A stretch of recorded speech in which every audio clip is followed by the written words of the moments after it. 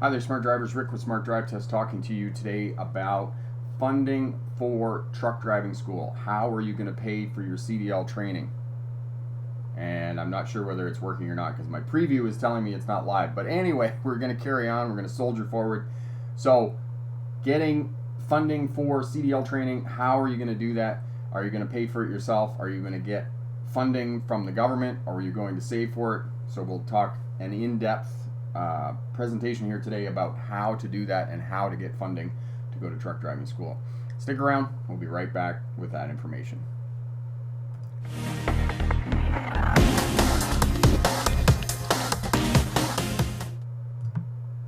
Hi there, Smart Drivers. Rick with Smart Drive Test. Let us know which class of license you're working towards. If you are working towards becoming a bus or truck driver here, let us know which bus or truck driver license you're working for, what class of license, whether it's a small class 3 or 4, and where you're tuning in from in the world, and we'll be able to help you out in terms of getting a job, getting funding, and those types of things. But the most important thing, if you're researching getting into trucking as a career, you have some fear around that, you have some trepidation, you're changing careers, what you're doing is not working out for you, then we can certainly help you out with all of that. Truck driving, the reason that I promote truck driving as a career, something that you can do because perhaps you're working at a job that you don't really like too much, it's seasonal, you're not getting a lot of work and those types of things. It's tough. It's tough, because I worked like that for years and years and years. Went to university, the work was never steady. But truck driving, there was always work. And people who have a steady paycheck, people who get a paycheck once every week, or they get a paycheck every couple of weeks, or a paycheck every month, they don't understand the consequences of missing a couple of paychecks. And I've been there where I've missed a few paychecks and you're relying on savings and those types of things. It's concerning. It really takes a toll on you when you miss paychecks. And I'll tell you, for the last couple of years, I've been getting checks from YouTube every month because of the YouTube channel. It's been successful, and I'll tell you, there is something to be said for a paycheck every month that you can count on.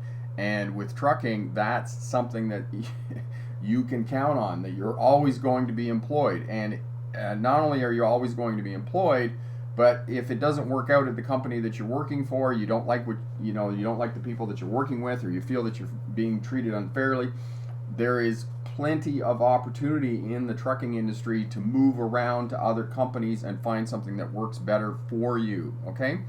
So Ryan is here tuning in from Regina, where I'm sure it is very cold in Regina right now. Patricia's here tuning in from Idaho. She doesn't need a job. Patricia's got a job attached, and this is one of the things that we're going to talk about is sponsors, working for a company, getting a company to pay for your truck driver training, and that is certainly one of the options.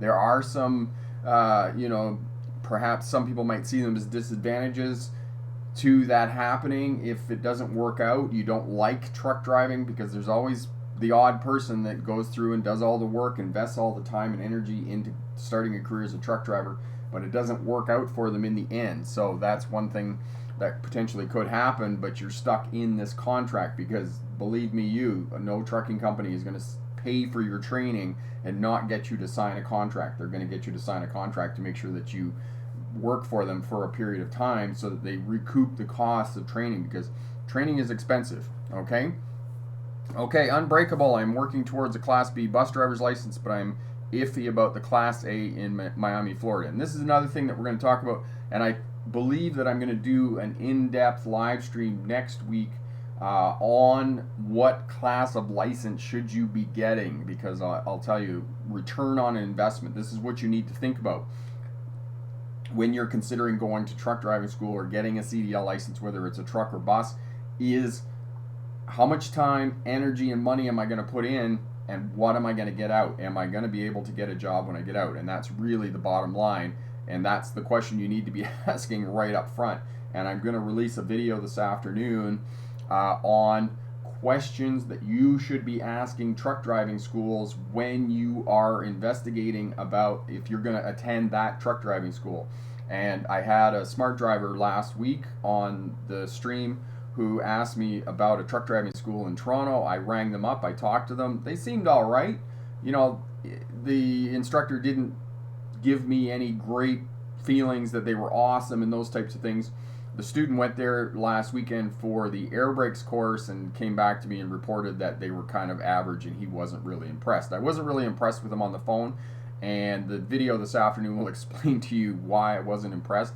One of the things that I absolutely am very firm about in terms of truck driving school is that you need to have one instructor from the beginning to the end when you're in the truck. Not so much in classroom, but when you're in the truck, one instructor, because if you get passed around to different instructors, it just confuses you and frustrates the driving instructor, because different driving instructors are going to tell you different things.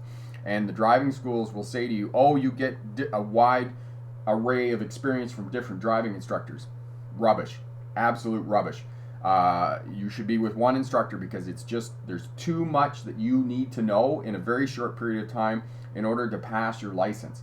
After you get your license, then the real learning begins, and then you can move around between different driving instructors and get experience at that juncture. But your goal going to truck driving school is not preparing you to go into the industry, because if truck driving schools tell you that they're preparing you to get a job, that's rubbish. There is so much information that you need to learn and need to know after you get your license that it's just not possible to teach you how to drive in preparation for a career as a truck driver and do all the stuff you need to do to get your license, because getting your license is a very different exercise than being successful and driving in the industry. So know that these are two different things. It's the same thing as what I tell new drivers who are getting a license.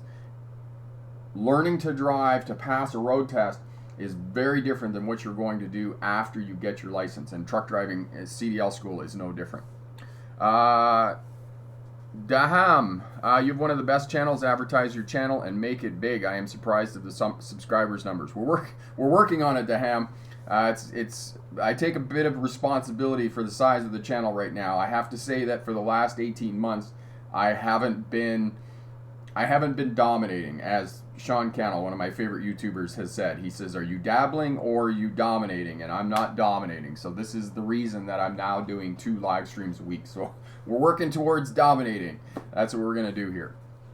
All right, so let's get over to the slideshow presentation. Just bear with me one sec here.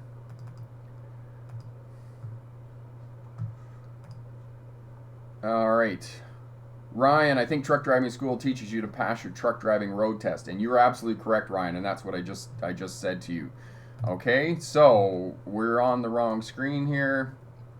Yeah, I got to physically go back through all the slides because I didn't get the right slide going at the beginning.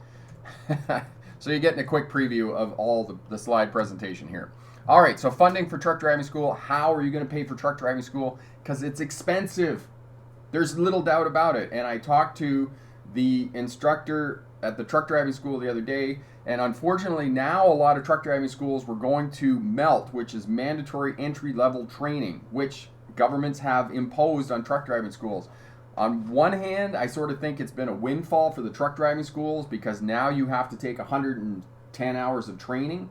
On the other hand, it may or may not be good for the students. Again, it's going to depend on the individual instructors who are teaching you.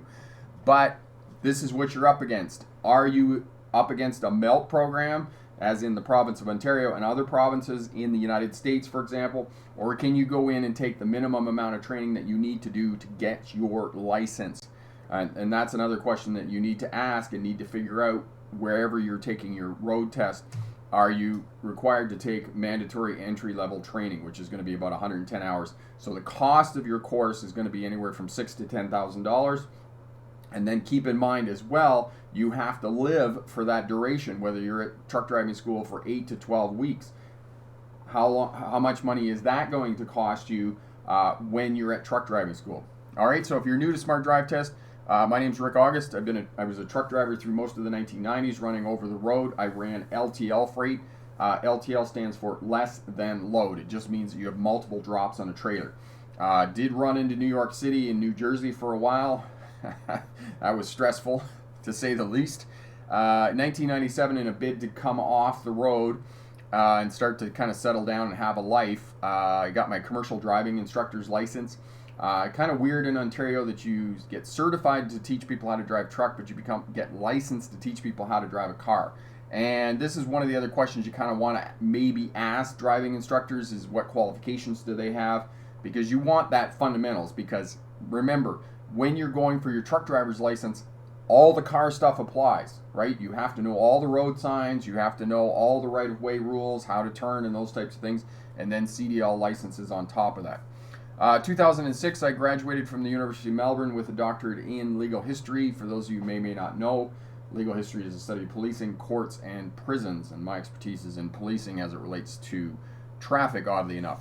While I was going to university in Australia, I drove for Greyhound, so I also have coach experience. And Australians are fond of telling us that they founded Greyhound. I never investigated that, but I kind of take them at their word. Okay, so that's kind of who I am. So costs of school, and the cost of going to truck driving school is not just the tuition.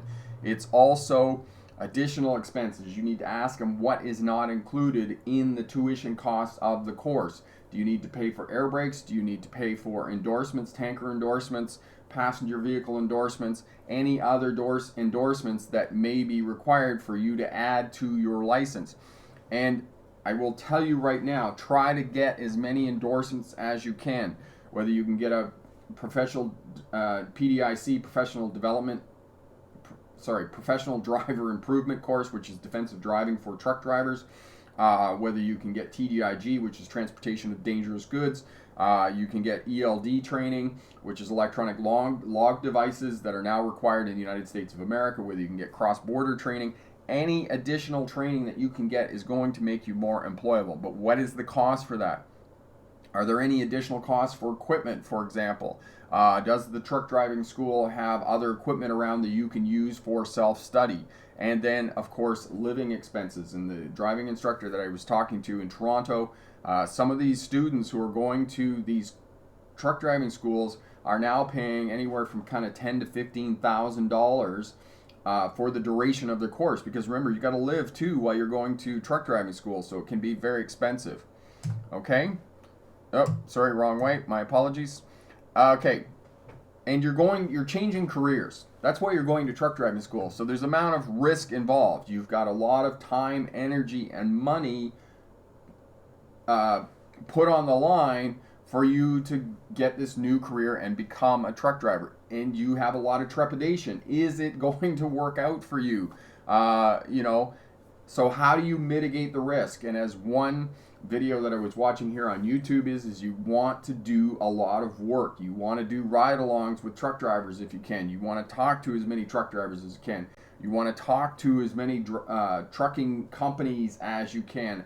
Ask them what kind of work they do, whether they do over the road, which is long haul, whether they do regional work, or whether they do local work, and you're driving in and around towns and cities and those types of things. Who are you working for? Are you working for brokers? Are you working for large companies and those types of things? What is the risk? You need to get yourself as much information as you can.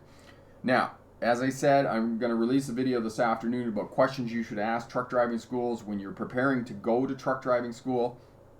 And one of the questions that you need to ask is about power or empowerment.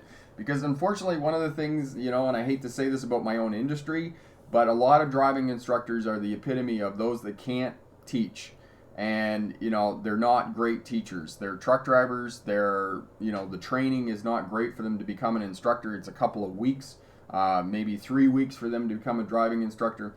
And there's not a whole lot of emphasis on teaching and how we teach adults, because teaching adults is very different than teaching public school or teaching teaching children. Adults have a certain way that they need to be taught, and there's particular methods that you put in place that allow the students to learn quickly, right? And the quickest way that we learn as adults is by doing and talking at the same time. So we're doing a pre-trip inspection and we have a running commentary. That is the best way that you are going to learn as an adult. And as well, adults want to know exactly what's coming down the pike. The problem with truck driving school per se is that uh, you know, it can be a little bit of the driving instructor kind of showing you how much he or she knows, and that's very unfortunate. And I've had quite a number of situations where I've had smart drivers come on the channel and say to me, oh, this is what they're doing at this truck driving school and whatnot. There's a big debate about it's kind of like talking about religion or politics with truck driving schools, is that whether you use the clutch or whether you don't use the clutch. I teach students how to use the clutch because they learn how to shift faster because the transmission is more forgiving in a non-synchromesh transmission. Lots of schools will not teach students how to use the clutch. They are like, we teach how to float. It's tough on the student. It's really tough on the student. So in my mind, that is about power over. That's not about empowerment. That's not giving the student the tools that he or she needs to learn as quickly as possible, because as I said, you have a lot of time, energy, and money in place. You're putting a lot on the line to change careers. Are you getting the quickest? Are you learning as fast as you can to get the information you need to be able to move into that industry and to start getting paid? Because that's what you want to do. You want to get paid. Yes, it's fun to go to school and it's fun to learn and those types of things, but eventually you need to get a job and keep paying the bills, and that's really what you want to do. All right, so think about that as well. I put down in the description here of the video, have a look at what to expect at truck driving school. There's a series of videos there that will go over what to expect at truck driving school. Ryan says he wants to learn how to drive a bus. He wants to learn to drive a bus for a living, and driving a bus is a really good it's a really good career. You're dealing with passengers and those types of things, and it can be a lot of fun. It can be a bit challenging on days as well. We can have a discussion about that. All right. Also, have a look at Bill Walker, job searching skills and changing careers. Bill is kind of my poster child. Bill was a student of mine 5 years ago, and he came in. He was 63 years old when he started truck driving school, and basically he was going to go and work in the oil fields and make a ton of money, which he did, and retire. And as he liked to say, have a better quality of tequila when he retired, because his wife is from Latin America and they go down there every winter, and which I don't blame them right now because it's minus 20 degrees, about 4 degrees Fahrenheit here in Vernon, British Columbia, so it's very cold. So have a look at Bill's videos as well, and after I get done the live stream here, I'll put those down in the description as well. Okay, so first one is getting a sponsor, getting another company, getting a company to pay for your training. And the great thing about having a sponsor is that at the end of it, you're going to have a job, because really that's what you're doing, is just you're going to truck driving school to get a job, and that is one of the best ways that you can do it. A lot of the larger companies in the United States have sponsor programs.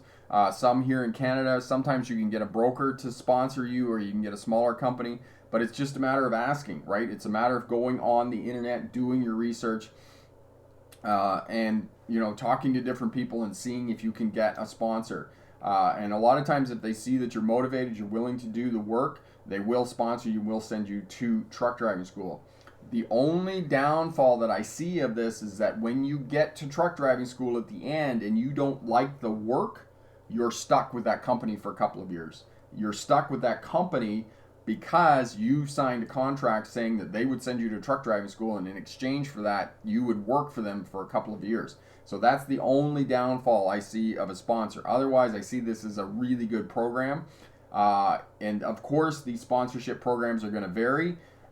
You need, one of the things that I would strongly encourage you to investigate is, do you get further training when you're done at truck driving school, or do they just throw you in a truck and expect you to be able to drive it? Because you're not going to be able to do the work in that truck when you come out of truck driving school. You're not going to be able to deal with paperwork, bills of lading, freight, logbooks, those types of things. You're going to have some foundational knowledge about all of that, but the real learning starts when you start doing all of this on your own. So think about that and ask that question. Are they going to give you further training? Are they going to put you in a truck with a driver for 2 or 3 weeks so that you get a feel of what you really need to do in terms of that job and whatnot? All right, government funding.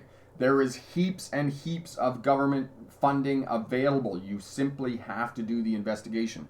If you're on employment insurance, is what we call it here in Canada, if you are getting that, you can get a subsidy to go to truck driving school and be retrained. retraining programs. There are veterans programs, vocational monies. There's a lot of funding that's available to get you into truck driving school. We had a retraining program here in the province of British Columbia that allowed for students to go to truck driving school, and it allowed them up to $7,500. So it covered the cost of the tuition. And I've taken advantage of some of these programs in the past. This is how I became a driving instructor years ago. I got laid off from a job, and I went on unemployment insurance, and I went to the unemployment people and I said to them, listen, I want to be retrained. I already had some training in driving instructor. I would already did the courses for truck driving, but I couldn't get hired because I didn't have the fundamental course for teaching kids how to drive cars. So I said to them, will you pay for the tuition, continue to pay me unemployment subsidy? And then I went to Toronto and I did the course. So that is a real option, okay, in terms of vocational retraining is getting funding from governments. Okay, savings plan, work to save. If you are a big planner and you can stick to a plan for a long time, this is another option. And a couple of years ago, when my life kind of really went to the bottom, I lost my job. My wife left me at the same time, so life was pretty desperate. And when I lost my job, I was really trying to figure, okay, what am I going to do with my life? So I had a plan that I was going to go back driving truck for a year, make a lot of money, and then go back to university and become a certified teacher at university. So this is one of the things that you can do to go to truck driving school is whatever job you're working at, or you can get some job, where you're working up north, or you go to some remote location and you make a heap of money for a period of time and really, concentrated for a year or so. Save your money and then put all of that money towards going to truck driving school, and maybe while you're at truck driving school, work part-time. This is another option that you could put in place to get yourself into truck driving school if funding is not an option or a sponsorship program is not an option. This is definitely something that you can do. And you can basically beg, borrow, and steal anything you need to get through school. And as I said, beg, borrow, and steal, because when you start working, you're going to need a lot of other things too. You're going to need clothing, you're going to need boots, safety gear, hard hats, those types of things. And as well, you may need equipment to put in the truck, right? You might need coolers and food and those types of things, but there's other expenses as well. So how do you afford all of those expenses, right? Okay. You can get help, right? Family, friends, loved ones. They will help you out. You can sell stuff, right? I know I've had to sell stuff in the last couple of years. I sold a camper trailer. All of that's going to help you out. You can get family. If you need clothing, coveralls, boots, those types of things, there are subsidy programs. Community Futures here in British Columbia. You just find out who the organizations are that can help you out to get employment, right? And other truck drivers. Other truck drivers will help you. I know as a driving instructor in the driving school that I have helped other people out, right? I've given them money, get them going, those types of things. Paying it forward. One of my favorite things that I like to do and to help people out is to pay it forward. So get on board with improving your situation. How do you do that? Moving forward, who's going to help you out? The more people you talk to, the more people that are going to help you out. And it's called networking. It's just talking to as many people as you can, getting as many phone numbers as you can, because you're going to need to do this in terms of doing your research to know that this career is going to work out for you.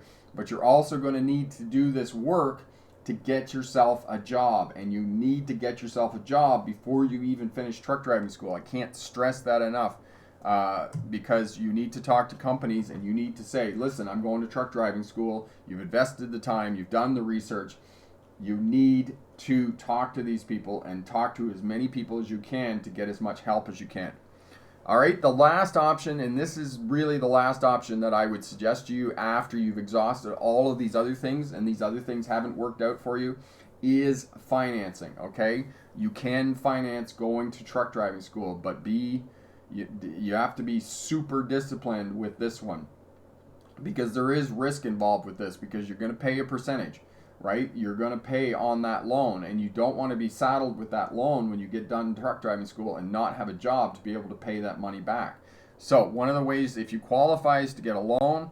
The other way is you can do credit cards, and you can manipulate credit cards to be able to get the money that you need to go to truck driving school.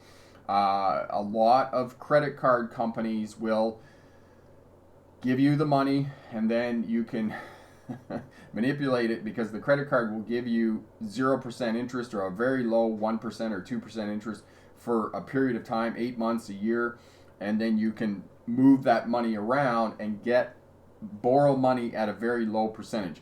And one of the last ways that you could do it is you could put a second mortgage on your house, and I know that there's a low cost of getting money that way right now, but again, as I said, this is the last option, because maybe it might not work out. I'm not saying that it will or it won't, but like I said, there is the off chance that you'll do all the research, you'll do all the work, you'll go through truck driving school, you'll start working as a truck driver or a bus driver, and you'll say to yourself, this is not what I want to do. This is not what I want to do. So think about that and consider this option very, very seriously after exhausting all of the other ones. But I think if you look carefully at all the other options, this is probably not going to be something that you're going to have to do to get yourself through truck driving school and get yourself onto a new career. All right, so good luck on your road test, and remember, pick the best answer, not necessarily the right answer. So now we're going to put the rest of it to questions and answers, and we'll definitely help you out if you have any questions. If you're watching on the replay, leave us a comment down in the comment section there, and we'll get back to you and definitely answer your questions about truck driving school, about monies for truck driving school, getting yourself through and getting yourself on to getting a job as a truck or bus driver. All right, so Epic, when going for a Class B license bus and straight trucks, should I go for an automatic, restricted, or unrestricted in driving school? Are there companies that'll pay training for CDL? There are companies, Epic, but you have to do the work. And is the other question that you asked me there about automatics, I would not restrict yourself to an automatic license, not at this juncture. We're not there yet in terms of the industry. There's going to be lots of buses and lots of trucks that still have manual transmissions in them. And if you cannot drive those vehicles, you are a liability to a company, because remember, if somebody calls in sick on the roster and they're driving a manual transmission and you want to work for that company, because one of the ways that you can get into a company is working relief. So you're the relief driver, and if you work a relief for 3 or 4 months, and you come in whenever they want you to come in, which is a pain in the butt, but for the first 3 or 4 months, if you can do that, you may get an opportunity to work full time. Because remember, if you keep the pressure on and keep in contact with these companies, people quit every day, people get sick, people unfortunately pass away, and eventually a spot is going to open up. So as long as you keep in contact, eventually you're going to get in. The problem is if you have an automatic restriction on your license and the person who didn't call in sick only drives manual transmission, you can't drive manual transmission because you have that restriction on your license, you're no longer as employable. So you have to have as many endorsements and abilities as you can possibly get when you're starting out to make yourself more employable. And as I said, next week I'll do a presentation on which license should you get when you go to truck driving school and why you should get the highest license you can. And I'll give you reasons for that. And it'll make you more employable, because as I said, that's the purpose of all of this, is at the end, you want to get a job. You must get a job. There's no point of doing this if you don't get a job, because you want to stop this piecemeal seasonal work thing that you're now doing, where you're out of work for most of the winter, right? You want to get a job where you're working all the year. You're working on your terms. You're working when you want to work, not when the kind of the job dictates it, if you're in construction or those types of things. Okay, Flava, don't you also make less pay when a trucking company pays you for training? That's a possibility that would be written into your contract if you get sponsored by a trucking company. Yes, you're not going to make as much money as a rookie driver. Okay, I'm going to tell you that right now. For the first year of truck driving, and this is one of the things that a lot of people here on the internet are saying and on YouTube channels and those types of things. oh, you're not making the money that you used to make and this and that and blah, blah, blah. The bottom line is that you just got the ink is still wet on your driver's license. You can't expect to get out of truck driving school with no experience and be making $100,000 a year. That's just not a reality of working in the trucking industry. Yes, after 3 or 4 years, you are definitely going to be making $100,000 a year. But getting out of truck driving school, you're only going to make maybe $40,000 or $50,000 a year. But let me ask you a question. Where else are you going to go to school for 2 or 3 months and get out of that job, out of that training rather, and make $40,000 or $50,000 a year? I don't know too many jobs that you can do that. If you go to be a tradie, say you go to be a plumber, you got to go to school for 3 or 4 or 5 months, and then you go an apprentice. And apprentices don't make very much money. They only make about $20 an hour. So it's, in my mind, you are making more money than a tradesperson is going to make. I mean, not once they become a journeyman, but you're going to make a lot more money, and the potential for earning is incredible. You're going to make $100,000 a year as a truck driver with a high school education and minimal training. Like I said, 3 to 15 weeks of training, you're going to be ready to go into the industry and make $40,000 or $50,000 with a huge pay raise after 6 months, after a year. You are going to make incredible amounts of money. And as I said, there's always work. Okay? They keep saying in the industry that there's a driver shortage. There isn't a driver shortage. There's a driver retention problem. Because companies can't keep drivers, because drivers don't want to do the work, or they treat drivers badly. So the question comes back to what Epic was saying. Get as much training as you can, get as many endorsements as you can, get a manual transmission, be able to drive that, and then you're employable. And you can work for crap companies for a few months, and if you don't like it, then you go and find another job at a different company that treats you well. Because I also know a lot of truck drivers who work for companies who are very happy with the company that they work for. They like working there. They like the work they do. They like the equipment they drive, and they're treated with respect. There's some companies that unfortunately they don't do that. They don't treat you with respect. So, if you're a truck driver, let me know, where you work. So, DL, what kind of work are you doing that you're not making $100,000 a year? Because I know a lot of over-the-road guys who are making $100,000 a year, and they have several years' experience driving truck. The other question is, DL, what kind of work are you doing?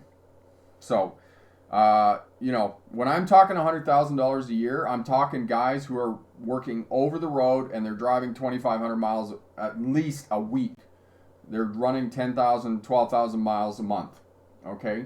Those are the guys who are making money. And I know that if you have the discipline to run a truck and be an owner operator, and you can run your business well, that you're going to make a lot of money. I met a guy some years ago when I was working in Ottawa as a safety officer. He retired when he was 45 years old from truck driving. This guy made a fortune because he was very disciplined as a business person, because you have to understand that when you become an owner-operator, you are a business person, right? You have to maintain the truck, buy the truck, pay for fuel, all those types of things. And he had his truck governed at 90 kilometers an hour, 55 miles an hour, because that's the best fuel mileage that you're going to get. Okay, so DL, you're running reefer and you're running regional. That's why you're not making $100,000, but I suspect you're probably making pretty good money running reefer and running regional. I suspect you're making a decent wage, probably somewhere between $50,000 and $75,000 a year. There aren't too many jobs that you're going to make that kind of money in this day and age without some skill set. You're working as a plumber, working as an electrician. So driving truck, as I said at the beginning, I'll come back to this point again. You're always employed and you're always getting a paycheck. Okay? Missing some paychecks, even one paycheck in a month, is a big deal. And for those of you like myself who lived like that for a lot of years, even when I worked at the university, there were some weeks that I missed having a paycheck. And let me tell you, the bills don't stop, as we all know. They keep coming in. But when you miss a paycheck, that really hurts. That puts a big hole, and you are playing catch up.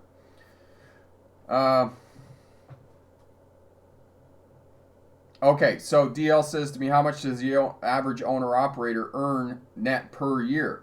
Well, that's gonna depend. Again, DL, that's a tough question to answer because it depends on what kind of truck he or she buys. It depends on what company he or she works for. Does he or she own his or her own trailer? Because if you own your own trailer, that makes a huge difference in the amount of money that you can make, especially if you're running flat deck. And as you know, DL, running as an owner operator, are you pulling vans? Are you pulling flat decks? Are you pulling temperature controlled trailers as you're doing? Unfortunately, there's so many variables, and I see so many owner operators. You know what I say about owner operators is there's two kinds of owner operators. There's a business person with a truck, and there's a truck driver who owns his or her own truck. And the business person with a truck is generally going to do very well and make a lot of money because they know down to the penny how much that truck is costing them to run up and down the road. If you go up to an owner operator and you are thinking about becoming an owner operator, you go up to an owner operator and you ask them, how much does that truck cost you to run an hour? Or how much does that truck cost you to run per mile? And they can give you an answer to that, then they are a good business person and they are somebody that you want as a mentor to teach you how to become an owner operator. If that person can't tell you that, then that's not good. They're just a truck driver who owns their own truck, and they're just a cowboy out going up and down the road. Because I see these guys, and I've seen these guys on the road, owner operators. They go out and they buy a $200,000 Peterbilt or a $200,000 Kenworth, and boy, it looks beautiful. But your payment, your truck payment, is like $5,000 a month. You got to run a lot of miles to make that truck payment. And I've heard companies over my years of driving truck who said, you know something? There's nothing I like better than a young guy, 23 years old, with his own brand new truck, because I know that they got to run their pants off to make the truck payment on that truck. So you got to think about all of that a lot.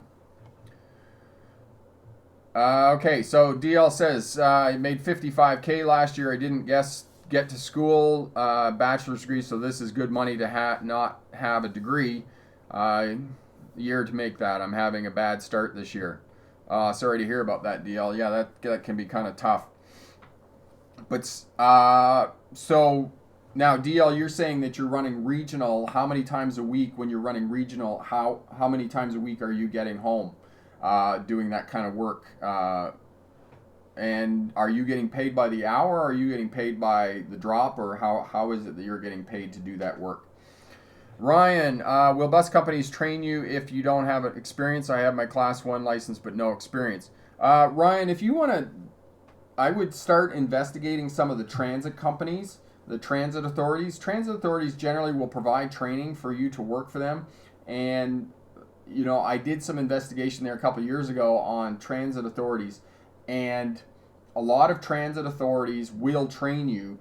What they're looking for is your interpersonal skills. They're looking for your ability to relate to passengers and customers, because essentially that's what they're doing. And the way that transit authorities look at it is that if you already have good interpersonal skills, that you can work well with others, then they're more than willing to train you to get a license, because you already possess all of the transferable skills. You're motivated, you're looking to provide the best customer service possible. You know, driving the bus is the easy part for them, and that's really what they're looking for, is they're looking for your ability to be able to work with people and provide quality service. And, you know, unfortunately, you know, and I can talk about this in another live presentation, is becoming a bus driver working for a transit authority, then all of this will make a little bit more sense, and you'll know what you're up against in terms of working as a local city bus driver and what is involved in that. Okay, because they make pretty good money. I mean, most of these guys now are, because they're union, most transit authority drivers are going to be making somewhere between $25 and $30 an hour. All right, so yeah, so there's that as well. All right, so that's basically it. I mean, I might end here a little bit early today in terms of the live stream. We don't have a lot of people on and a lot of questions coming in and those types of things. Most people are probably freezing their butt off, especially if you're here in the western part of North America, the United States and Canada, whatnot. So, yeah, but truck driving is definitely a career that you want to consider, especially if you're working at jobs that are not paying a whole lot of money, jobs that are not not consistent employment, because that's one of the challenges that we face now. A lot of the work is contract work. It's part-time work. You got to work 2 or 3 jobs to kind of fit into your life and make the money that you need to make in order to pay the bills at the end of the month and those types of things. But one thing about going to truck driving school and working as a truck driver at the end is, yes, it can be kind of tough at the beginning in the first few months to get into truck driving and to get a job. But after you get those 4 to 6 months driving experience, then it's a lot easier for you to move to different companies and get employment and work as a truck driver and get consistent income. You know how much money you're going to be making every month, and it's going to make your life a lot easier. The other thing about it is that you can have some sort of quality of life, because there's a lot of part-time work as well. If you don't want to work full-time, or you don't want to run regional or over the road, those types of things. So there are, you can eventually get into a position where you can get the job that you want that's going to fit your lifestyle and do as much work as you want to do. So it is something that I would strongly encourage you to consider. And as I said, there's lots of funding around. First and foremost, look at the funding programs that are available. Second, try to get a sponsor. And then third, save up for it. The last option that I would encourage you to do is to actually finance your own tuition, because there's so much money out there to be able to do that. DL, how do I start a fleet?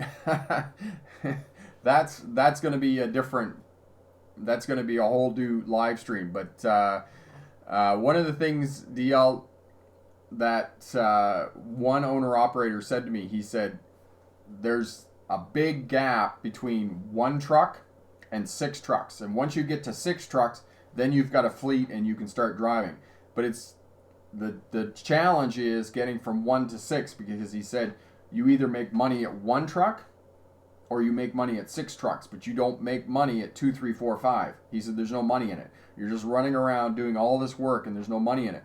But you need to get 1 to 6, and then once you get to 6, you can start building and start getting bigger and scaling up your fleet. So essentially what you need to do is you need to get 1 and you need to get that going, and then you just need to build in increments. And it's no different than what any of us who are building a business trying to do is going to take longevity. Most businesses, as they say, take 3 to 5 years. Well, I'm in the 4-year period here, and I'm still working at getting this online business going in terms of teaching people how to drive truck and, getting people going in a CDL career and whatnot. So it's no different than what you're thinking about doing in terms of getting a truck driving fleet. And unfortunately, there's a lot of competition out there. It's not saying that you can't do it, but there's a lot of competition. And, the other thing that you could consider is maybe getting trucks, 1 or 2 trucks, getting them on with a company, running owner-operators, getting drivers in them and those types of things. But you're going to have to treat your drivers exceptionally well, because you're going to have tough time keeping drivers in those trucks, especially if you're running over the road. Regional, it might be a bit easier. And then you got to consider, reefers and those types of things. But you need good bookkeeping. You need to know where the money's going, because big trucks, big expense, right? It's going to cost you a lot of money. Even a second-hand over-the-road truck, a tractor, is going to cost you anywhere between $50,000 and $100,000, depending on how many miles on it and how old it is, what kind of vehicle it is, and those types of things. So, yeah, it's a complicated question.